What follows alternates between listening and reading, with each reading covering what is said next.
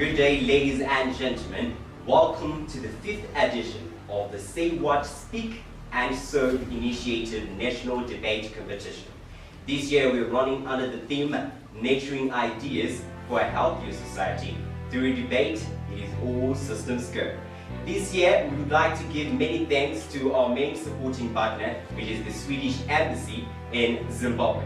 This year is quite a unique year as we have recently had our provincial debate competition where all tertiary institutions from all categories, this time it was all categories, which include Polytechnic, colleges and also universities included. So right now, we're going to have 12 institutions that are going to be going head to head for the honors in this competition. And all I can say is that good luck to them. So right now, we'd like to show you our lovely, superb and amazing adjudicators.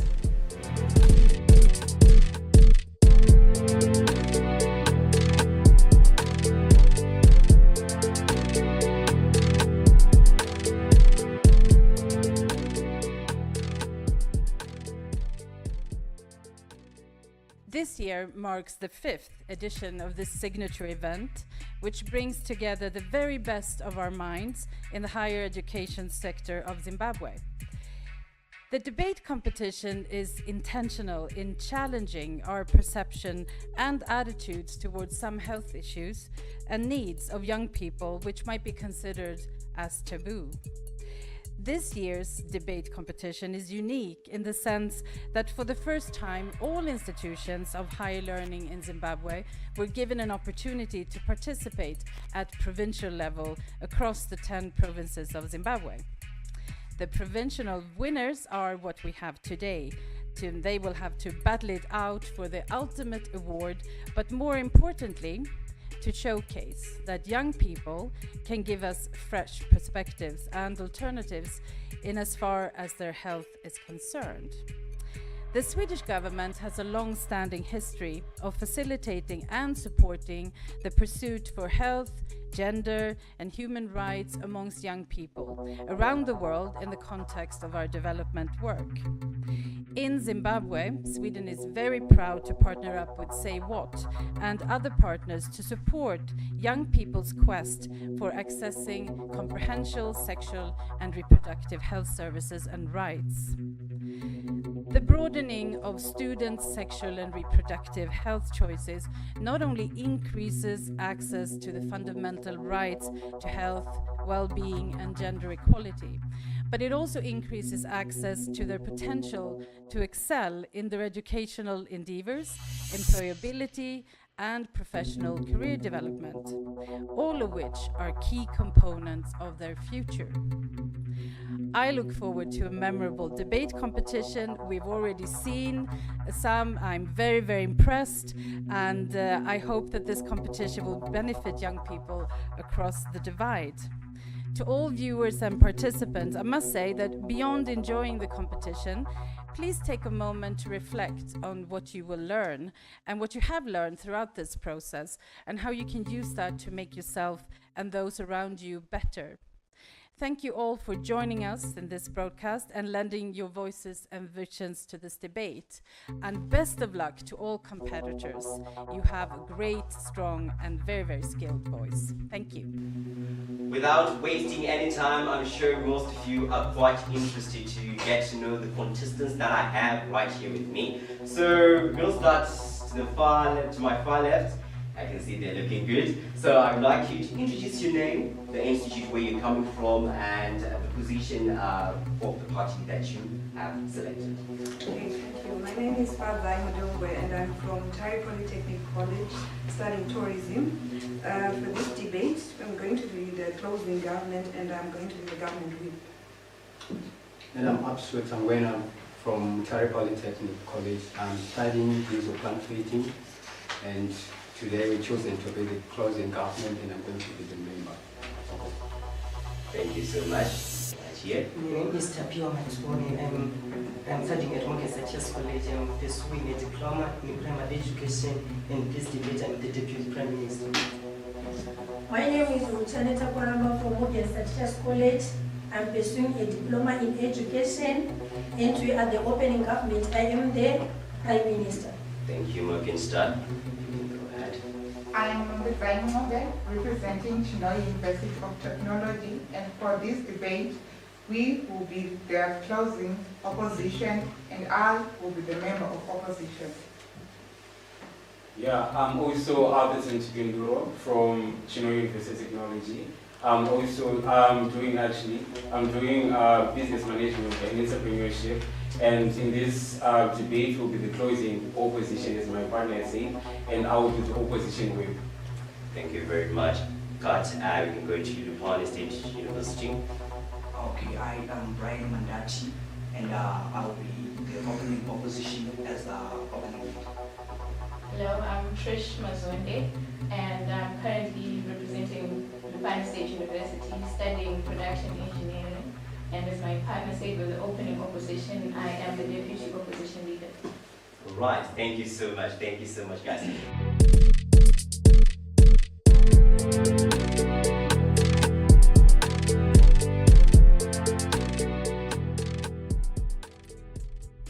So without wasting any time, I'm sure we want to actually see the action. So now let the games begin as I say the motion. So with this house supports the increase of age of sexual consent. I'll repeat. With the motion, this house supports the increase of the age of sexual consent. The Prime Minister, you've got your 4 minutes and it starts now. Good morning, ladies and gentlemen. I'm the Prime Minister, and we are moving the motion this house supports the increase of the age of sexual consent. I'm going to start by defining age of sexual consent. It refers to the minimum age at which a person is considered to have legal capacity to consent to sexual intercourse. As the government, we are saying we support the increase of age of sexual consent. Why?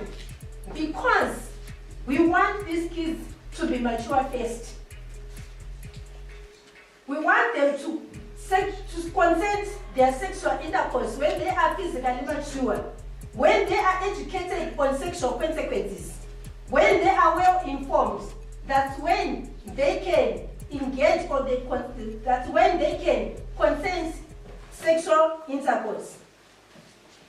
The increase will protect the minors, and the increase will also define the crime of statutory rape.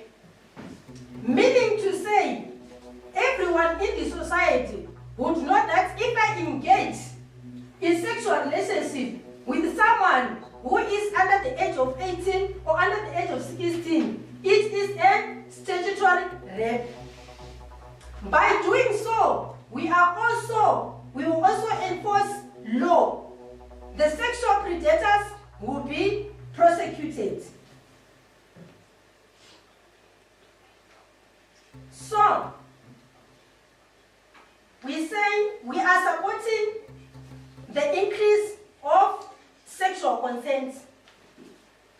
Increasing the age of sexual consent, we also advocate for education, comprehensive sexual education. Ma'am, are you aware that sexual and reproductive health is given to children from as little as Form 1, where the children will actually be 14 years old and older? Yes, we want to increase the age so that they can be physically mature.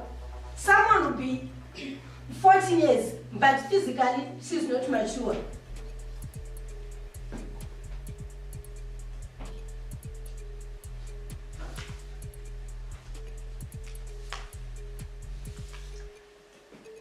We also want to increase the age of sexual consent to reduce the violation of the minors, so that those who want to be in sexual relationships with minors would know that they are violating their rights and they can be prosecuted. We will also reduce many forms of sexual violence, and we will also reduce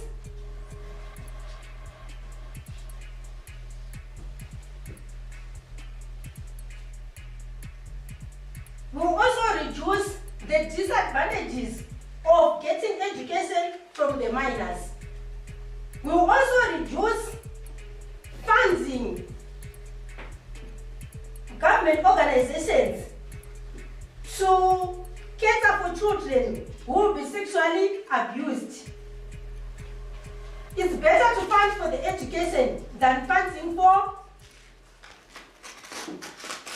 programs of sexual abuse to children. So we will support the increase of age of sexual consent. So right now can we have the leader of opposition? I will begin with the reputations as the opposing leader. The opponent government highlighted that immaturity is the major cause of violations, and I would like to refute that because physical immaturity is not the cause of violation, because we would rather say mental maturity. So since that children are physically immature, we'll be talking about children under the age of 11 and below. Those are the children that are physically immature. Above that, we're talking about adolescent children, and we know that at puberty, that is where they become mature. Then the curriculum that affects sexual reproductive health begins at primary. So at the end of the day, as the PIO say, the point of information saying, increasing the age of consent does not change that children are aware or not aware. So we would rather have awareness increased rather than having more funding for the education. So going on to my speech, I would like to highlight that legal age for consent is actually lower than the age of marriage, which creates a gap for child marriages, unsafe abortions, transmission of HIV, and nymphomaniacs. So as the opposing side, we would like to propose strategies that can cover the gap. So we propose that the gap can be covered by other issues which are not increasing the age of consent. For example, we can say that democracy can help by allowing the people to say what they really feel about the age of consent. If the people are the ones that are going to say we want the age of consent increased, then it is okay. But then if we want to be bureaucratic about it, then we are going to enforce this increase of age of sexual consent, which the people might not take. Then we must also adhere to international treaties like the Abuja Declaration, which says that 15% of the national expenditure should be focused on sexual reproductive health. So by enforcing such treaties, we are allowing the community to grow, and we are allowing our children to mentally grow, as opposed to what the government said, which was physically growth. So we argue that teenagers are mature enough to make their own decisions. So teenagers are human beings, and they require self-actualization. So if we say that they are not given the rights to sexual intercourse, then we are taking a right from them, because self-actualization, according to Maslow's hierarchy of needs, is a need. So we would also say that we should not increase the legal age for sexual consent, because this will increase the unwanted criminal records, because the kids at this stage at the status quo, which is 16. The age of consent is 16 in Zimbabwe currently, and if we increase it, then it would result in unwanted criminal records. Since most of the children are sexually active, and you want to criminalize sexual intercourse, then it will make everyone an accomplice to crime. Right? So if you increase the age of the legal age of sexual consent, then you are making everyone a criminal. And you do not want a criminal record for a kid who is just 16 or who's 18. So we want to minimize that. Okay. So there also is the way that TV and broadcasting rights are doing. They are making it seem as if it is wrong to. Time's up. Okay. So I am proud to be opposing the motion. Thank you so much. Can we have the Deputy Prime Minister? The Deputy Prime Minister. As this debate proceeds, me as the Deputy Prime Minister of the opening government would like to take the courtesy to tell you, to inform you that the main point that I'll be presenting will be based on the fact that us as the open government or the affirmative delegation, we are supporting the motion that we are supporting in the increase of the age of sexual consent. So, ladies and gentlemen, the main points that I'm going to bring home will be based on ethical, societal, and individual aspects. Ladies and gentlemen, let me state the points that I'm going to articulate to you in supporting the motion. First of all, I would like you to take into account the issue that if we raise the age of sexual consent for the young people or the youth, we are going to be preventing early child marriages and we would like to promote abstinence. By doing so, are you aware that what affects child marriages is the legal age of marriage? I will address you in the context of my speech. Ladies and gentlemen, by supporting the age, by increasing the age of sexual consent, we are going to be preventing or harboring the spread or the transmission of sexually transmitted disease that could possibly happen due to the fact that those young children would have several sexual partners. Another issue that I would like you to take into account is the issue that by doing so we are also preventing anti-social behavior or deviant behavior. For example, prostitution that can happen under the influence of drugs. We are also supporting the motion because if we raise the age of sexual consent, we are preventing school dropouts that could be caused by early involvement in sexual activities. Point of information. I will address you later. Ladies and gentlemen, it has been scientifically proven that children will be mature enough at the age of 18. That's when they will be able to make meaningful decisions concerning their sexual activities.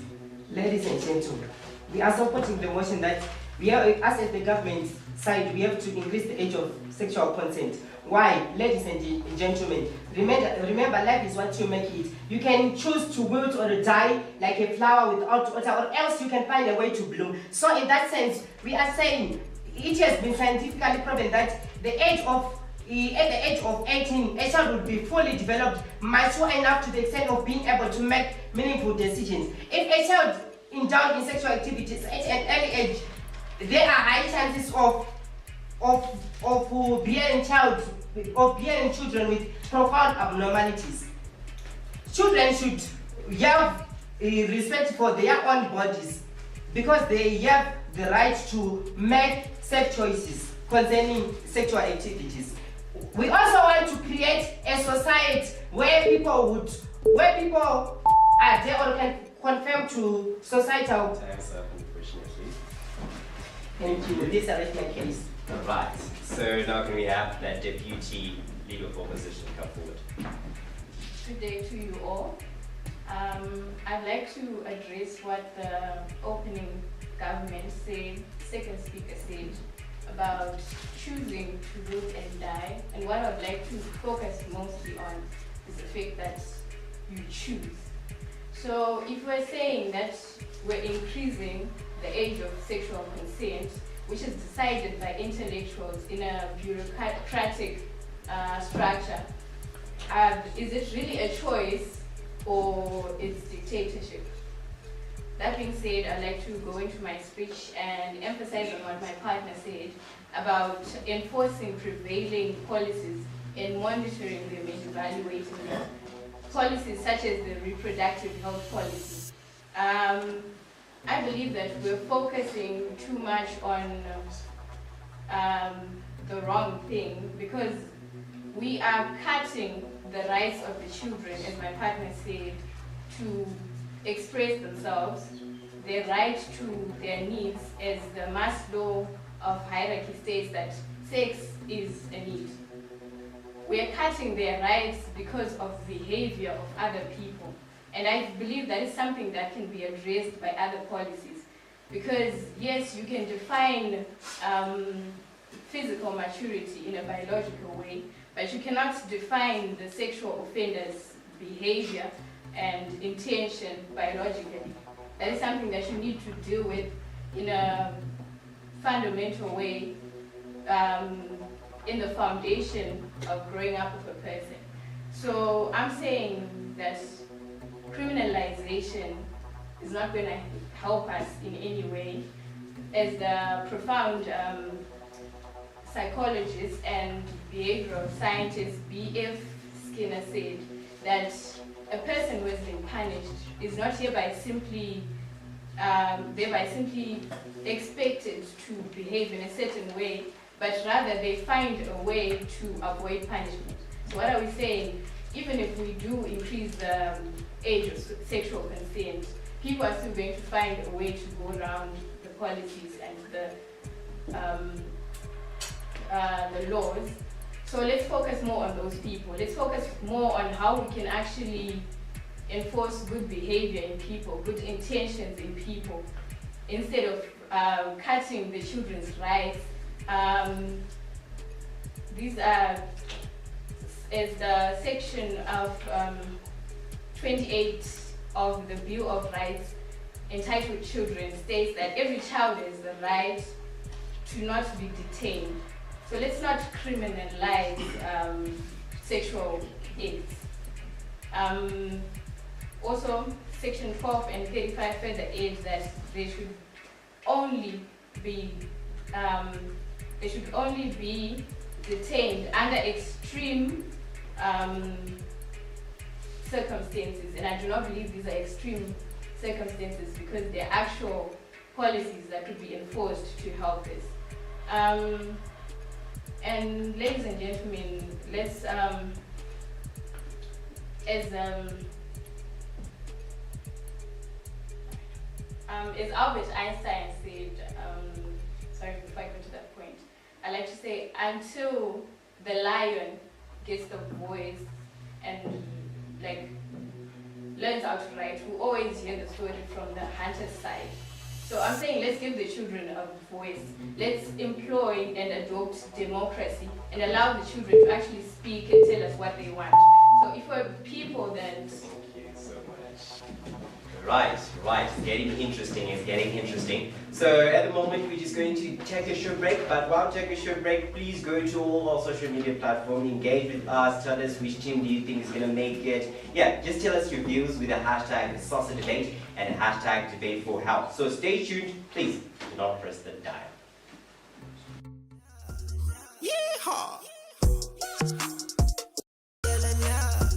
Yeehaw! Welcome back. It is the 5th edition of the Say What SASI National Debate Competition. So right now we're about to have Chinhoyi University of Technology and Mutare Polytechnic to come forward and battle it out. So member of government, yeah, you can come forward. Take the burden at hand right now, where we see that young people in the age range of consent right now are failing to cope up with the challenges that they are facing. We have now come to the realization and be able now to support that we should have an increase in the age of consent. Why? One, the mental and physical maturity is a major area to focus on because the young people are not mentally prepared to make decisions which are factual to their future and to what comes after when they engage in sex. Also, we also believe that there is this thing that is proven by science and biology that there is a different trend in which people get to mature. Some are slow, some are faster. So raising it at least to the age of 18, maybe would reach an average age where we can think, where we believe that everyone at least can now make a factual decision to their sexual rights, reproductive rights. Now, we are moving on also to the physical thing, where we do believe that due to the evidence that we have in our society, where we see in Marange there was a child who was 14. She was impregnated and she died whilst giving birth. Why? Because the doctors proven to us that she suffered severe damages because her body was not readily prepared to give birth. So moving on, Honorable Panel, we would like also to tell you about the protection of mental manipulation and peer pressure. Why? At this age range, they are easily manipulated and swayed. Why we are saying so? Because we see that the bigger this our blessed generation which is coming now to manipulate these kids, they know that they cannot be prosecuted, nothing can be done to them if they indulge in sex with this younger generation. Hence, they just do it for the sake that they know that there is no law which will prosecute them and punish them for their actions. There now we have the question, should we increase or not? And it's simply that we can increase so that maybe at 18, one is also able to make decisions to defend, to stand against peer pressure and also make factual decisions. That's why we are saying we want to protect them from this manipulation by the armor blessed generation in particular.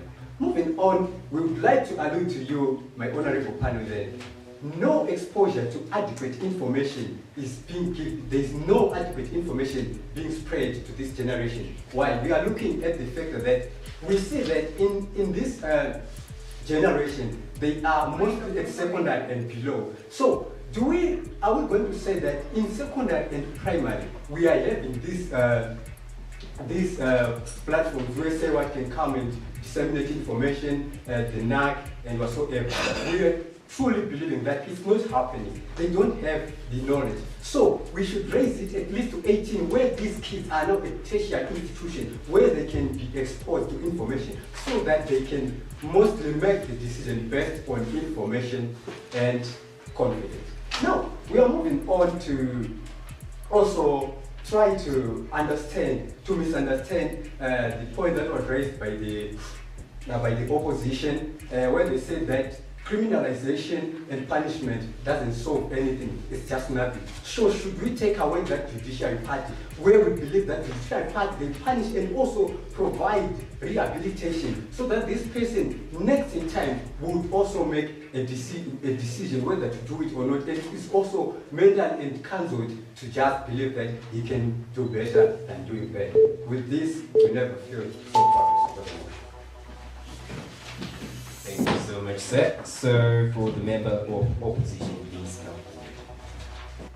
Compliments of the day to you all. As the member of opposition, I will first rebut, defend, and then give you some new points as the opposition team.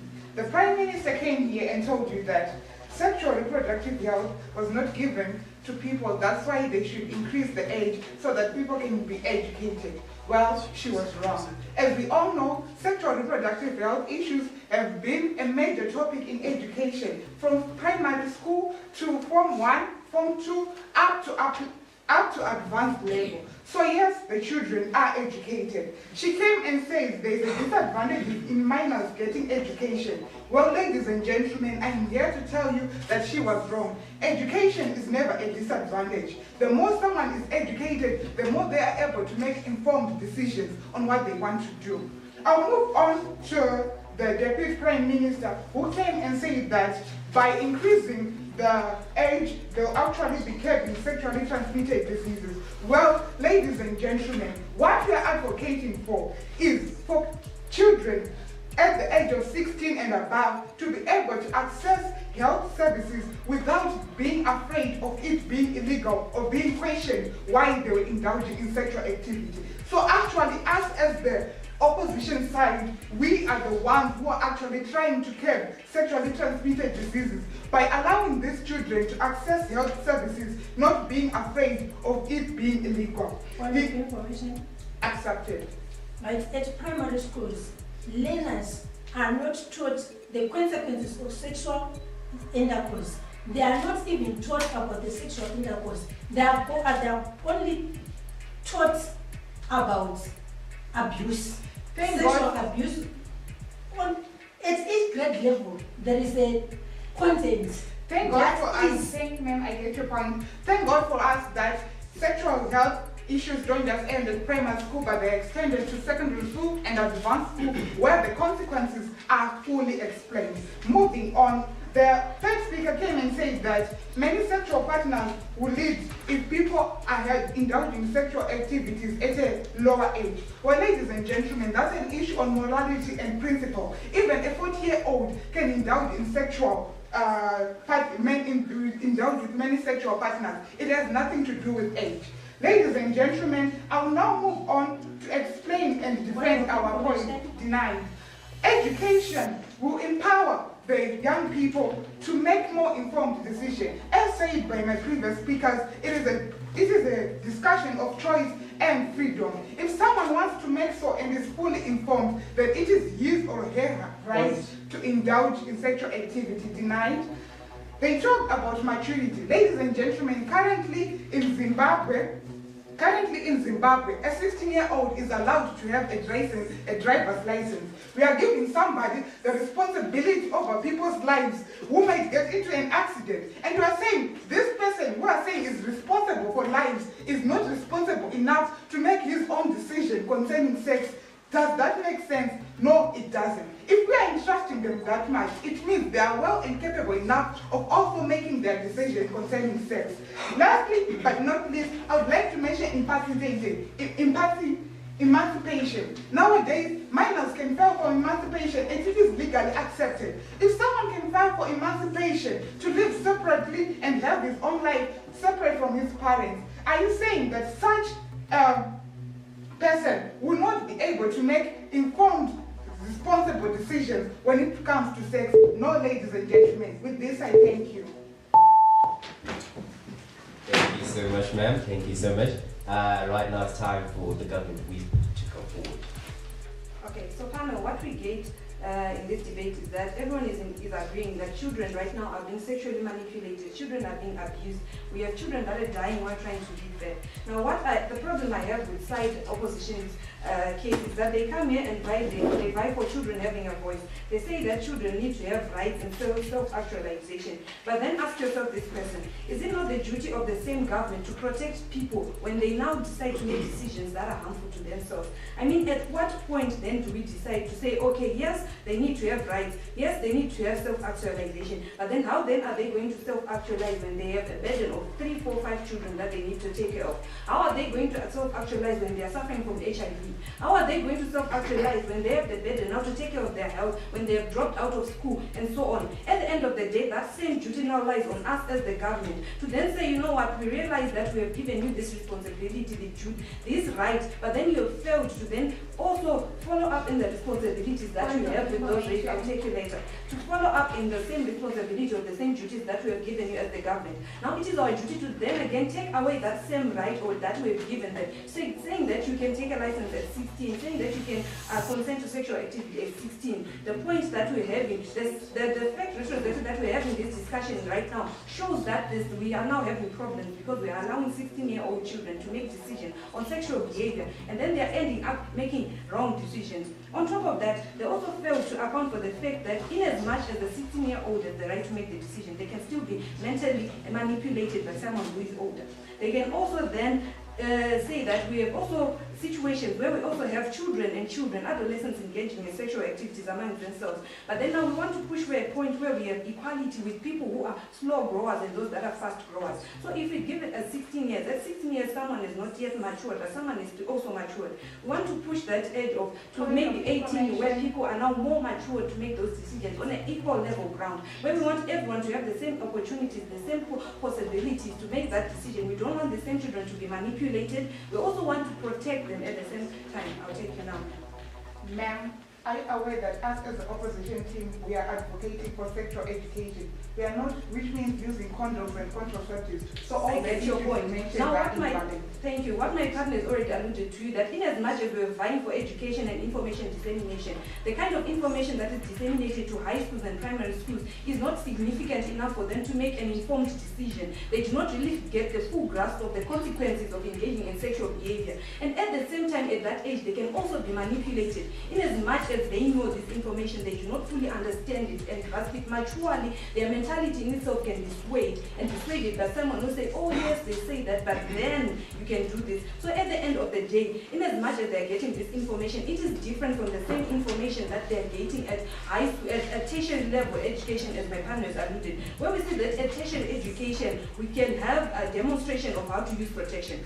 We can see videos and pictures of STIs. We can get a more graphical concept. We can see a more graphical view of the consequences of the same sexual reproductive health. So at the end of the day, even in as much there's information for 16 years old and so on, we are vying to push for the age of consent to be increased. Why? Because then we feel that when they are 18 and they're in tertiary education, now the information that they're getting then is more significant for them to make an informed decision. When we think that we want people to make informed decisions, we want to protect the same children, we've realized that they're also making decisions that are harmful for themselves. So at the end of the day, it is our duty as the government to protect them. It is our duty as well to take away the same rights in order for us to protect them. Because we cannot just stand by and say, because we want our children to have rights, and stand by and watch them make terrible decisions. We watch our children die, watch our children suffer the consequences, watch them self-actualize.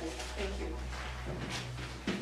Right, to the last speaker of the day, this episode, we're going to have the opposition whip.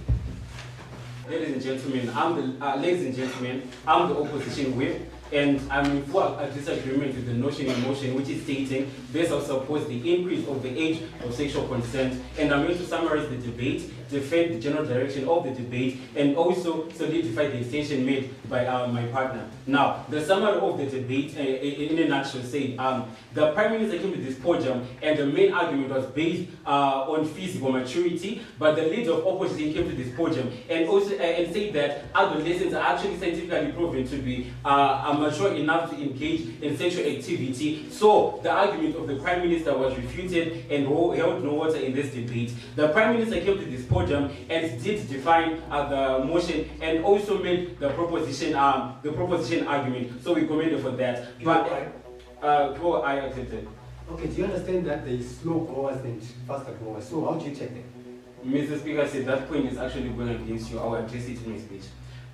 The next point is that the leader of opposition came to this podium and rebutted all points, which means they understood his roles and also developed their case beautifully. So we commend you for that. And the Deputy Prime Minister came also to the podium and raised a main argument on early childhood marriages. So I was actually shocked that I came and spoke about early childhood marriages and changed the notion from this also supports the increase in the age of sexual consent to this also supports early childhood marriages. That was invalid because it had nothing to do with this debate. So we'll talk about it in another debate. He made his argument well, but it didn't do any rebuttal, so he didn't understand his rules. So the leader of opposition also came to this podium and spoke about the expression of adolescents, their right to expression, and also accorded them a right to explore themselves, and this is necessary for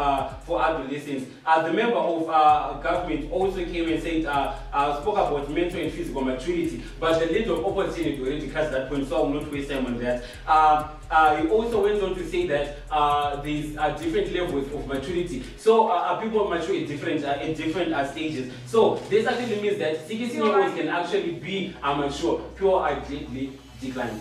The next point is that the government came to this podium and started introducing new points. Clearly, she didn't understand any of her roles, so we shall not look too much into a case because she was actually doing the job of the Prime Minister. And also came and said that this house believes that adolescents are being sexually harassed, but we don't believe that adolescents are not being sexually harassed. This is about protecting the adolescents, and this is the general direction of our argument as the opposition. We believe that we cannot criminalize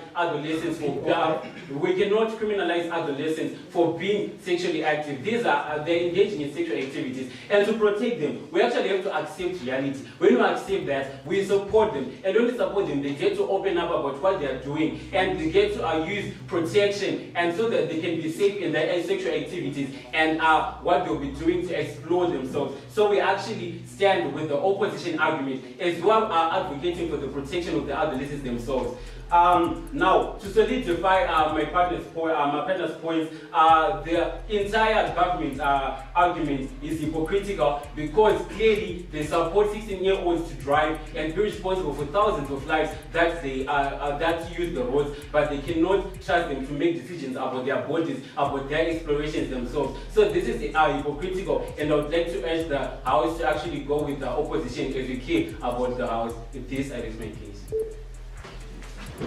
That was quite a battle. So to those that are wondering at home, the motion was this House supports the increase of the age of consent. So what you can do, please engage with us on all social media platforms where you can tell us about what you think. Maybe you think you can do better than the guy that I'm hanging out with right now at the moment. So just tell us, what do you think? So right now, we're just about to take a quick break because yeah, the old institutes are now done. So we are now waiting for the results. So stay tuned right here on Say What SASI Debate. Yeehaw! Yeehaw! So the judges have deliberated, and fortunately, the results are now out. So as always, yes, life is not fair, but it is what it is. It is a competition after all. So I'm going to start with the fourth place. The institute that goes to the fourth place is Lupane State University. Taking third place, it is